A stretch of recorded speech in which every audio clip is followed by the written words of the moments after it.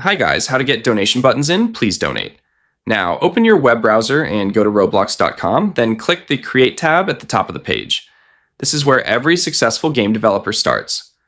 On the Creator page, click on your experience, usually named where's a username's place, to open the experience dashboard.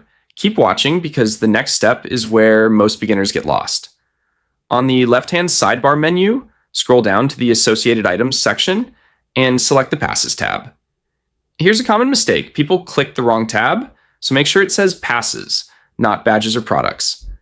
Click the Create a Pass button. Upload any image. This becomes your pass icon. Give your pass a clear name that explains what it does, and click Create Pass to finish. This step is super quick, but very important.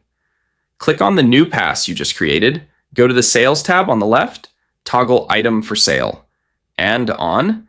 Enter the amount of Robux you want to charge and click Save Changes. Price it right, and you'll start earning fast. Now go into the game, please donate. Walk around and find an empty stand.